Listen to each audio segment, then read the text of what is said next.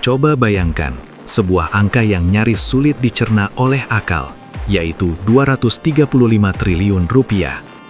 Itulah besarnya nilai investasi yang telah disiapkan oleh sebuah lembaga negara untuk dikucurkan hanya dalam kurun waktu 1 tahun ke berbagai sektor strategis. Mulai dari energi, infrastruktur digital, ketahanan pangan, hingga layanan kesehatan. Yang membuatnya semakin menarik, dana sebesar itu bukan berasal dari investor asing ataupun bank pembangunan multilateral. Seluruhnya justru berasal dari sebuah lembaga milik Indonesia sendiri yang bernama Danantara. Lalu muncullah sebuah pertanyaan besar. Apakah ini benar-benar menjadi awal dari babak baru kedaulatan ekonomi Indonesia? Ataukah justru hanya sebuah eksperimen ambisius yang masih harus membuktikan kemampuannya di tengah sorotan publik yang begitu tajam? Mari kita telusuri bersama secara objektif, dengan kepala dingin dan berdasarkan data yang dapat diverifikasi, agar kita bisa memahami apa sebenarnya yang sedang terjadi. Untuk memahami mengapa Danantara menjadi begitu penting dalam pembahasan ekonomi Indonesia saat ini, kita perlu melihat terlebih dahulu gambaran besarnya. Selama beberapa dekade, hubungan Indonesia dengan pusat-pusat keuangan dunia memperlihatkan sebuah pola yang terus berulang dalam berbagai diskusi publik. Indonesia dikenal sebagai negara yang memiliki kekayaan alam yang sangat melimpah, mulai dari hasil tambang, perkebunan, hingga berbagai sumber daya lainnya.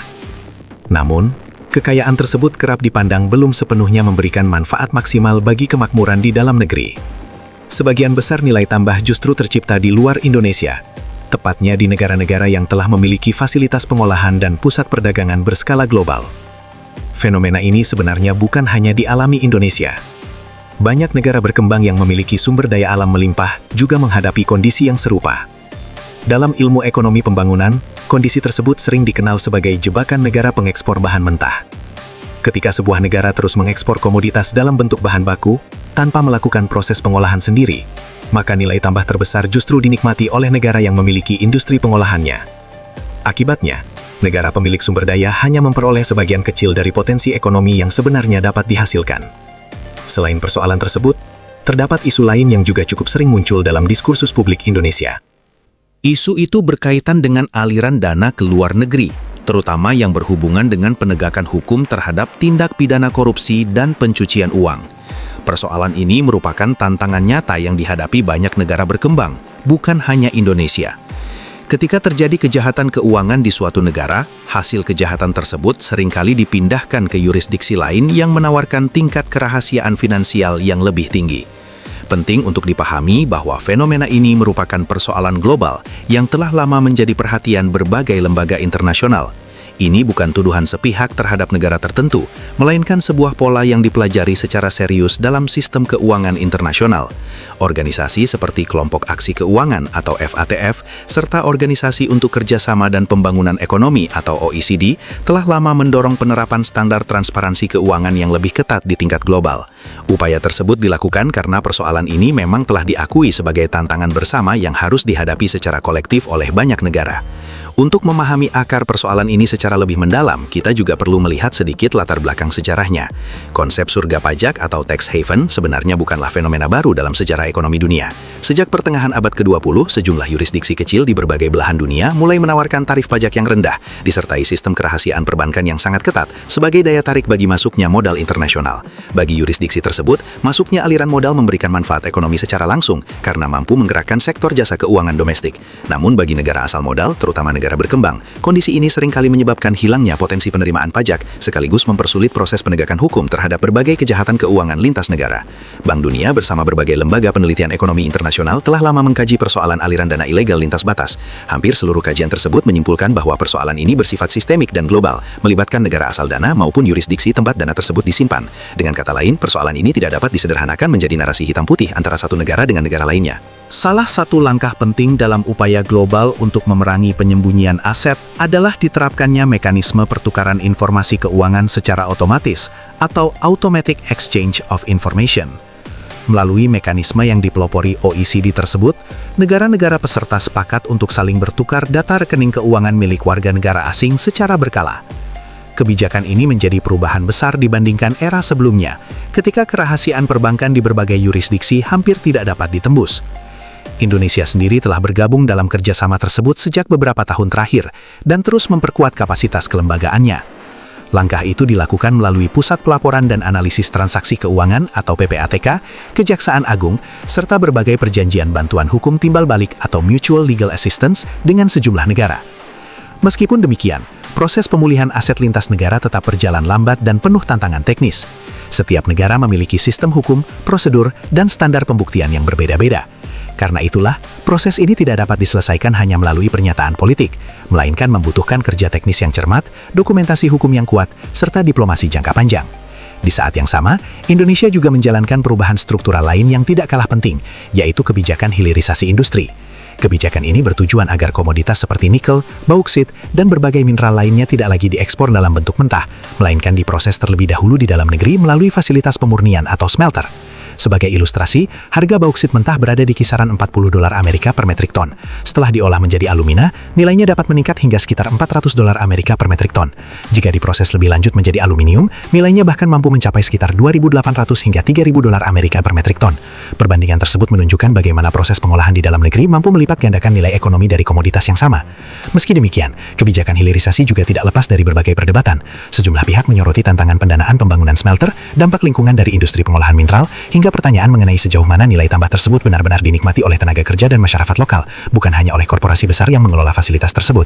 Dalam konteks inilah, pemerintah kemudian membentuk sebuah lembaga baru bernama Badan Pengelola Investasi Daya Anagata Nusantara, atau yang lebih dikenal sebagai Danantara. Nama Danantara berasal dari gabungan istilah Sanskerta dan Jawa kuno. Kata daya berarti kekuatan atau kemampuan. Anagata berarti masa depan atau sesuatu yang belum tiba. Sedangkan Nusantara merujuk pada wilayah kepulauan Indonesia. Danantara diluncurkan sebagai lembaga pengelola investasi negara kedua Indonesia, setelah sebelumnya telah berdiri Indonesia Investment Authority. Lembaga ini merupakan hasil penggabungan sebagian fungsi antara Indonesia Investment Authority dengan Kementerian Badan Usaha milik negara.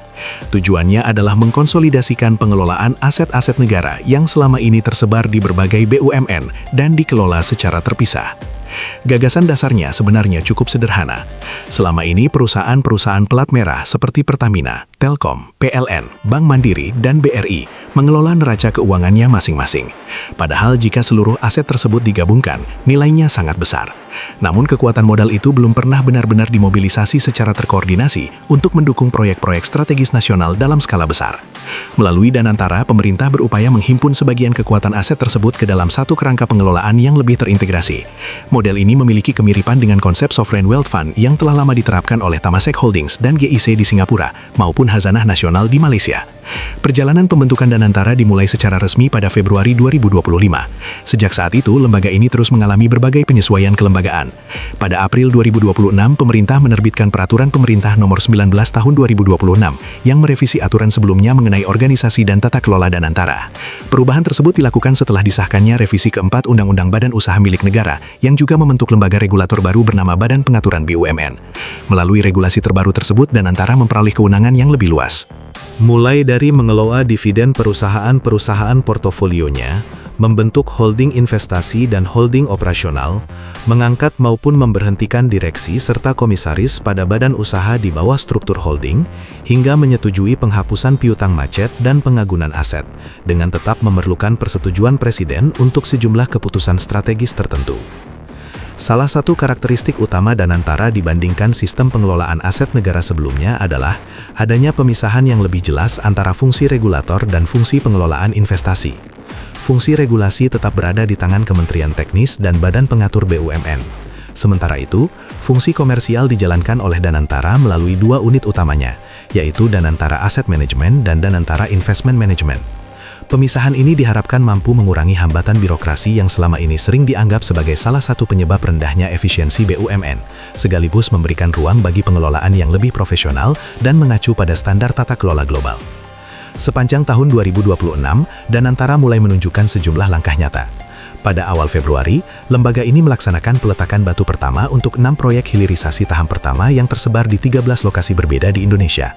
Total nilai investasinya mencapai sekitar 7 miliar dolar Amerika atau setara kurang lebih 110 triliun rupiah. Proyek-proyek tersebut mencakup sektor energi, pangan, serta mineral dan logam, dan diperkirakan mampu menyerap lebih dari 6.000 tenaga kerja secara langsung. Salah satu proyek yang paling banyak menyita perhatian adalah pembangunan fasilitas pengolahan bauksit menjadi alumina dan aluminium yang dikelola oleh Holding Pertambangan Negara, MinID. Proyek ini dirancang untuk mengurangi ketergantungan Indonesia terhadap impor aluminium, sekaligus memperkuat rantai nilai industri nasional melalui peningkatan kapasitas pengolahan di dalam negeri. Namun langkah Danantara tidak berhenti pada proyek hilirisasi saja.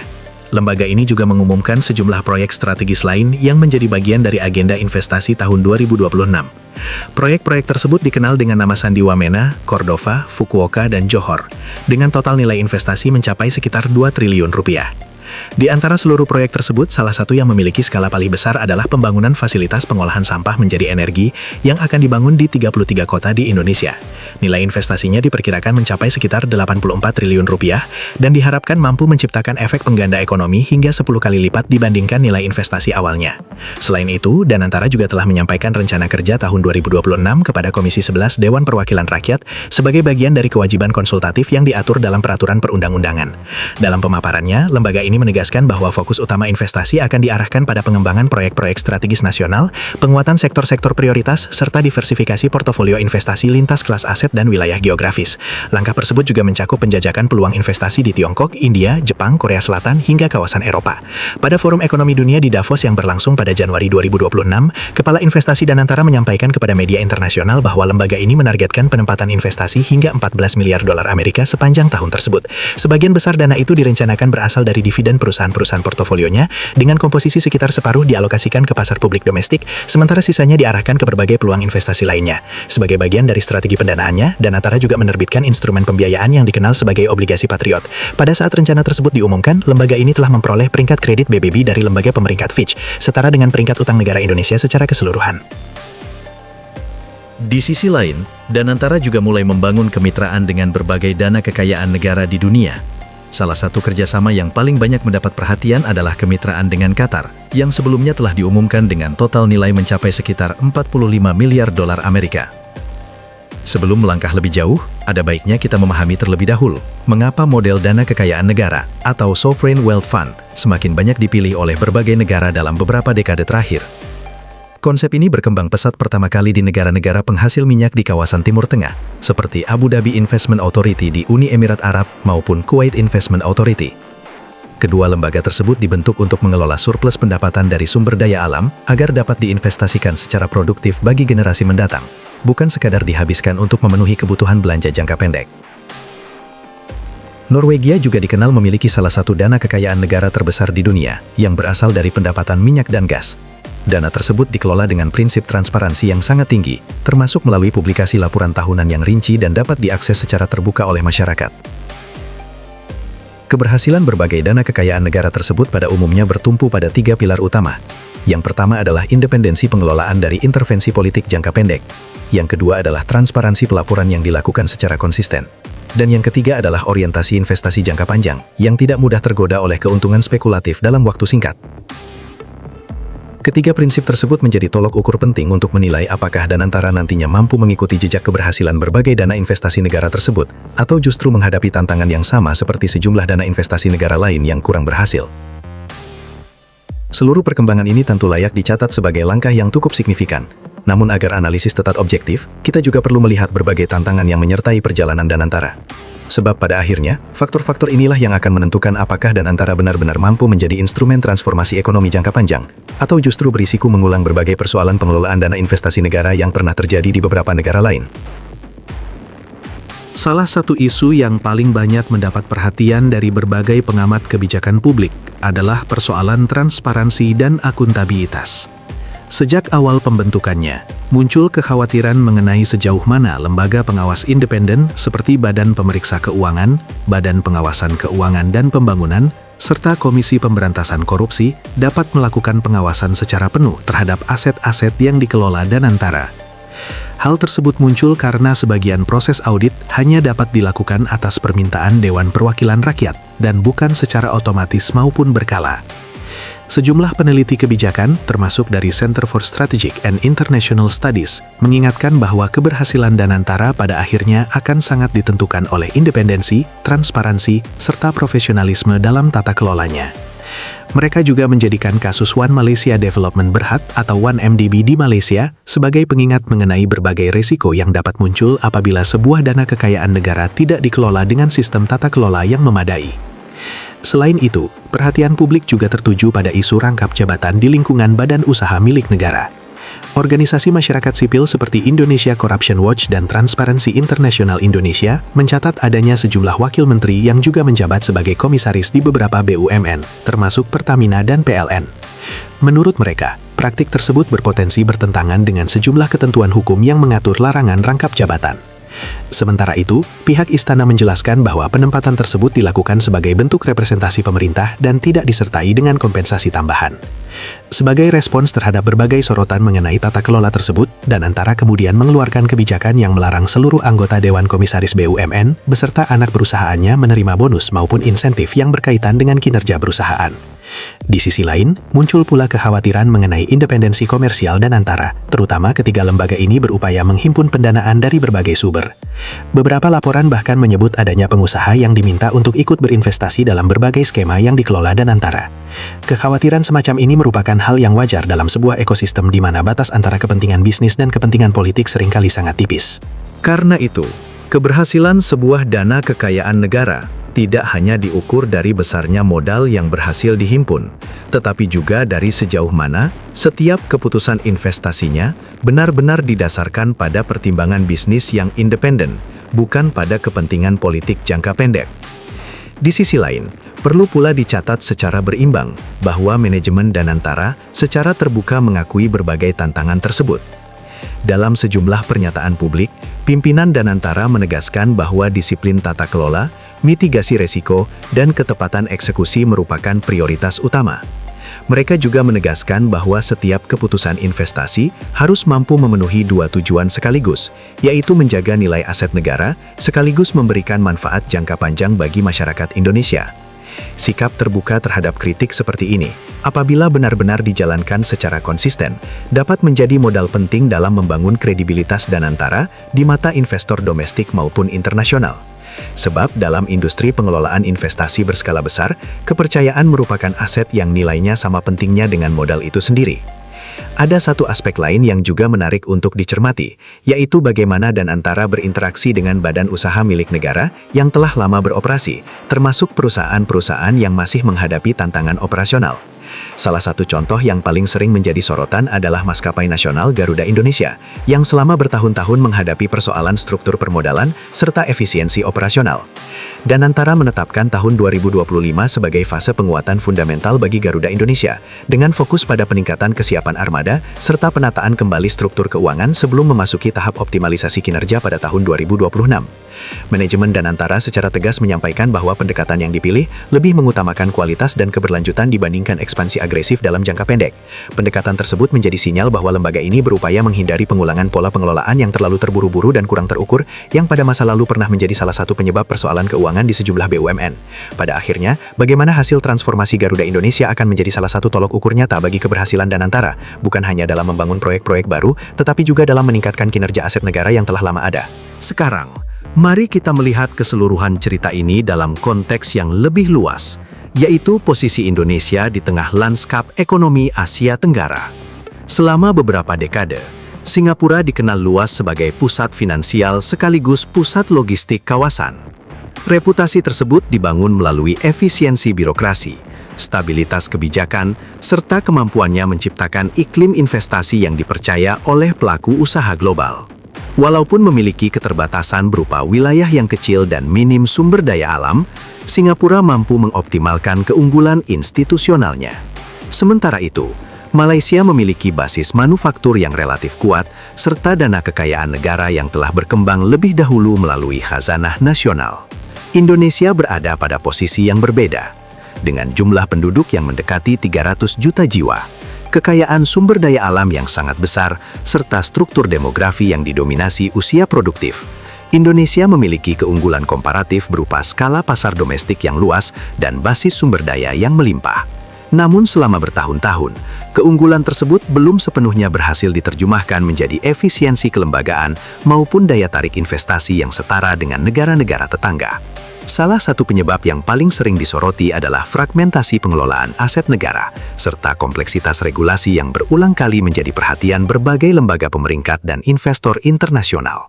Pembentukan Danantara pada dasarnya merupakan upaya untuk menjawab tantangan struktural tersebut melalui konsolidasi kekuatan modal negara, agar mampu bersaing secara lebih seimbang dengan berbagai dana kekayaan negara besar di kawasan. Lalu apakah langkah ini nantinya benar-benar akan berhasil? Bahkan mampukah Danantara menyamai atau mungkin melampaui skala Temasek maupun Khazanah Nasional dalam beberapa tahun mendatang? Jawabannya hingga kini masih menjadi pertanyaan terbuka. Pada akhirnya, hanya waktu, konsistensi tata kelola, serta kinerja nyata di lapangan yang akan memberikan jawabannya. Bukan sekedar klaim, target, ataupun proyeksi yang terdengar optimistis. Sejumlah analis pasar menilai bahwa potensi tersebut memang terbuka sangat lebar, mengingat besarnya skala aset yang akan dikelola Danantara. Namun mereka juga mengingatkan bahwa keberhasilan lembaga seperti Temasek maupun Khazanah tidak dibangun dalam waktu yang singkat. Rekam jejak, kepercayaan pasar, dan kredibilitas yang mereka miliki merupakan hasil dari puluhan tahun pengelolaan yang dilakukan secara konsisten. Sesuatu seperti itu tentu tidak bisa diwujudkan hanya dengan modal besar ataupun sekadar membentuk sebuah lembaga baru. Di sisi lain, dari perspektif kebijakan luar negeri dan ekonomi internasional, pemerintah Indonesia saat ini juga terus memperkuat jalur diplomasi ekonomi yang menempatkan kepentingan nasional sebagai prioritas utama dalam hubungan perdagangan maupun investasi. Pendekatan tersebut terlihat dalam berbagai kebijakan yang berkaitan dengan ketahanan pangan dan energi. Pemerintah mendorong tercapainya swasembada pangan, sekaligus melakukan diversifikasi sumber energi melalui pengembangan biodiesel berbasis kelapa sawit, pemanfaatan energi panas bumi, hingga pengembangan tenaga surya sebagai bagian dari strategi memperkuat ketahanan nasional di tengah ketidakpastian rantai pasok global. Strategi tersebut tentu memiliki tujuan yang logis sekaligus bernilai strategis. Namun pada saat yang sama, kebijakan ini juga membawa berbagai konsekuensi yang perlu dipertimbangkan secara berimbang. Di antaranya adalah potensi dampak lingkungan akibat perluasan perkebunan kelapa sawit, kebutuhan investasi yang sangat besar untuk membangun infrastruktur energi terbarukan, hingga berbagai tantangan teknis dalam mewujudkan swasembada pangan di tengah keterbatasan lahan serta perubahan iklim yang juga menjadi persoalan banyak negara di dunia. Sementara itu, dalam konteks pemulihan aset dan kerjasama hukum internasional, penting untuk dipahami bahwa proses seperti ini pada dasarnya merupakan pekerjaan teknis yang membutuhkan waktu panjang. Keberhasilannya tidak dapat dicapai hanya melalui pernyataan politik ataupun tekanan sepihak. Efektivitas kerjasama bantuan hukum timbal balik sangat bergantung pada kelengkapan dokumen hukum, kesesuaian dengan standar pembuktian yang berlaku di negara mitra, serta kemauan kedua belah pihak untuk bekerja sama sesuai kerangka hukum internasional. Di tingkat global, standar transparansi keuangan juga terus berkembang. Melalui mekanisme pertukaran informasi otomatis serta berbagai evaluasi yang dilakukan oleh lembaga seperti Financial Action Task Force atau FATF, yurisdiksi yang selama ini dikenal memiliki tingkat kerahasiaan finansial tinggi, didorong untuk semakin terbuka terhadap kerjasama internasional. Namun perlu dipahami bahwa perubahan tersebut berlangsung secara bertahap dan melibatkan banyak negara di dunia. Ini bukan hasil dari kebijakan satu negara semata, melainkan bagian dari evolusi sistem keuangan internasional secara keseluruhan. Bagi masyarakat umum, pertanyaan yang sebenarnya paling penting mungkin bukan sekedar apakah Indonesia akan menjadi kekuatan ekonomi baru di kawasan. Yang jauh lebih relevan adalah bagaimana kebijakan hilirisasi, konsolidasi aset negara melalui Danantara, serta berbagai upaya penguatan tata kelola ekonomi benar-benar mampu memberikan manfaat nyata bagi masyarakat. Manfaat tersebut diharapkan hadir dalam bentuk terciptanya lapangan kerja, meningkatnya pendapatan daerah penghasil sumber daya alam, serta tetap terjaganya kualitas lingkungan di sekitar kawasan industri. Berbagai proyek yang telah diumumkan Danantara memang memuat proyeksi penyerapan tenaga kerja yang cukup besar, mulai dari ribuan hingga puluhan ribu pekerja pada sektor hilirisasi dan energi. Namun sebagaimana proyek-proyek pembangunan berskala besar pada umumnya, realisasi seluruh proyeksi tersebut baru dapat dipastikan seiring berjalannya waktu dan melalui evaluasi independen terhadap pelaksanaannya di lapangan. Kita juga perlu melihat kebijakan hilirisasi dan konsolidasi investasi negara dari sudut pandang masyarakat yang tinggal di daerah penghasil sumber daya alam, karena merekalah pihak yang paling langsung merasakan berbagai dampaknya, baik yang bersifat positif maupun yang menghadirkan tantangan baru. Di wilayah seperti Sulawesi Tengah, Maluku Utara, dan Kalimantan, pembangunan kawasan industri pengolahan mineral serta fasilitas smelter memang telah membuka banyak lapangan pekerjaan baru, sekaligus mendorong pertumbuhan ekonomi lokal. Perkembangan tersebut turut memacu pertumbuhan sektor-sektor pendukung, mulai dari penyediaan perumahan pekerja, jasa transportasi, hingga aktivitas perdagangan sehari-hari. Namun di sisi lain, sejumlah organisasi lingkungan dan kelompok masyarakat sipil juga mencatat berbagai persoalan yang berkaitan dengan dampak lingkungan dari aktivitas pertambangan dan pengolahan mineral berskala besar. Isu yang paling sering disoroti antara lain adalah deforestasi, pencemaran sumber air, hingga perubahan pola mata pencaharian masyarakat adat yang sebelumnya menggantungkan hidup pada sumber daya alam di sekitar kawasan tersebut. Sementara itu, pemerintah bersama pelaku industri menegaskan bahwa standar perlindungan lingkungan terus diperkuat dan berbagai program tanggung jawab sosial perusahaan dijalankan sebagai bagian dari upaya mengurangi dampak yang ditimbulkan. Perdebatan mengenai keseimbangan antara percepatan pertumbuhan ekonomi dan keberlanjutan lingkungan pada akhirnya menjadi bagian yang tidak dapat dipisahkan dari kebijakan hilirisasi itu sendiri. Karena itu, perspektif masyarakat lokal seharusnya menjadi salah satu unsur penting dalam mengevaluasi keberhasilan kebijakan ini, bukan hanya indikator pertumbuhan ekonomi makro semata. Dari sisi ketenagakerjaan, terdapat tantangan lain yang juga perlu mendapatkan perhatian. Peralihan menuju industri berbasis pengolahan bernilai tambah tinggi, membutuhkan tenaga kerja dengan keterampilan yang jauh lebih spesifik. Banyak posisi teknis di fasilitas smelter memerlukan kompetensi yang belum tentu tersedia secara memadai di kalangan angkatan kerja lokal. Akibatnya, pada tahap awal pembangunan, sebagian posisi teknis seringkali masih diisi oleh tenaga kerja asing. Fenomena yang sebelumnya sempat memunculkan ketegangan sosial di beberapa kawasan industri pertambangan. Pemerintah menyatakan komitmennya untuk terus mendorong proses alih teknologi, sekaligus memperluas pendidikan vokasi bagi tenaga kerja Indonesia. Namun, keberhasilan proses tersebut membutuhkan waktu serta investasi yang berkelanjutan pada sektor pendidikan teknis dan kejuruan. Idealnya, pembangunan sumber daya manusia berjalan seiring dengan pembangunan fasilitas industri, bukan baru dilakukan setelah kawasan industri selesai dibangun. Selain itu, terdapat pula perspektif lain yang penting untuk dipahami, yaitu sudut pandang para pelaku pasar dan investor institusional global. Bagi investor internasional, besarnya pasar domestik maupun melimpahnya sumber daya alam bukanlah satu-satunya faktor yang menentukan keputusan investasi. Kepastian hukum, stabilitas regulasi, serta konsistensi tata kelola justru menjadi faktor yang seringkali memiliki pengaruh paling besar. Dalam konteks tersebut, keberhasilan Danantara memperoleh peringkat kredit yang setara dengan peringkat utang negara Indonesia dari lembaga pemeringkat internasional menjadi sinyal awal yang cukup positif. Peringkat tersebut menunjukkan adanya tingkat kepercayaan awal dari pasar keuangan global terhadap lembaga ini. Namun, penting untuk dipahami bahwa peringkat kredit bukanlah jaminan yang bersifat permanen. Penilaian tersebut akan terus dievaluasi secara berkala, berdasarkan kinerja aktual, kualitas tata kelola, serta keberhasilan Danantara dalam mengelola berbagai proyek investasi yang sedang berjalan. Jika seluruh pembahasan ini dirangkum, terdapat 3 benang merah utama yang berjalan secara bersamaan dalam arah kebijakan ekonomi Indonesia beberapa tahun terakhir. Pertama, upaya meningkatkan nilai tambah sumber daya alam melalui kebijakan hilirisasi yang menawarkan manfaat ekonomi yang besar, namun tetap membawa tantangan lingkungan dan sosial yang perlu diawasi secara berkelanjutan. Kedua, konsolidasi aset dan investasi negara melalui Danantara sebagai sebuah eksperimen kelembagaan berskala besar yang berpotensi meningkatkan efisiensi pengelolaan modal negara, tetapi keberhasilannya sangat bergantung pada konsistensi tata kelola, transparansi, serta independensi dari tekanan politik jangka pendek. Ketiga, penguatan kerjasama internasional dalam pemulihan aset serta penerapan standar transparansi keuangan global yang merupakan bagian dari tren internasional yang jauh lebih luas, bukan semata-mata inisiatif satu negara, dan yang keberhasilannya membutuhkan kerja teknis sekaligus diplomasi yang berkesinambungan. Ketiga arah kebijakan tersebut saling berkaitan dan mencerminkan upaya Indonesia untuk memperkuat posisinya, baik di tingkat regional maupun di panggung ekonomi global. Namun sebagaimana berbagai kebijakan besar dalam sejarah pembangunan ekonomi di banyak negara, keberhasilan yang sesungguhnya tidak pernah diukur dari besarnya ambisi yang tertulis di atas kertas. Keberhasilan akan ditentukan oleh konsistensi pelaksanaan di lapangan, transparansi dalam proses pengambilan keputusan, serta sejauh mana manfaatnya benar-benar dapat dirasakan oleh masyarakat luas, bukan hanya oleh segelintir pihak yang berada paling dekat dengan pusat kekuasaan ekonomi. Sejarah ekonomi dunia menunjukkan bahwa dana kekayaan negara mampu menjadi instrumen transformasi yang sangat kuat apabila dikelola secara independen, profesional, dan transparan, sebagaimana yang telah ditunjukkan oleh sejumlah dana kekayaan negara di Timur Tengah maupun kawasan Asia. Namun, sejarah yang sama juga memberikan pelajaran penting ketika sebuah dana investasi negara terjebak dalam tata kelola yang lemah dan intervensi politik yang berlebihan, sebagaimana pernah terjadi pada kasus dana investasi di Malaysia yang menjadi perhatian dunia. Kini, melalui Danantara, Indonesia berada di persimpangan antara dua kemungkinan tersebut. Arah yang pada akhirnya akan ditempuh sangat bergantung pada seberapa kuat komitmen terhadap transparansi, profesionalisme, dan pengawasan publik benar-benar diterapkan dalam praktek, bukan hanya disampaikan dalam berbagai pernyataan resmi. Sebagai warga negara sekaligus bagian dari masyarakat yang kritis, kita juga memiliki peran yang tidak kalah penting. Mengikuti perkembangan kebijakan ekonomi seperti ini bukan sekedar mengikuti berita.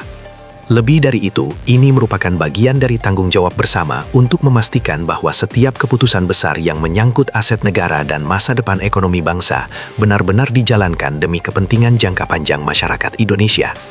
Pada akhirnya, pertanyaan yang layak kita renungkan bersama bukan sekedar apakah Indonesia akan tumbuh menjadi kekuatan ekonomi baru di kawasan.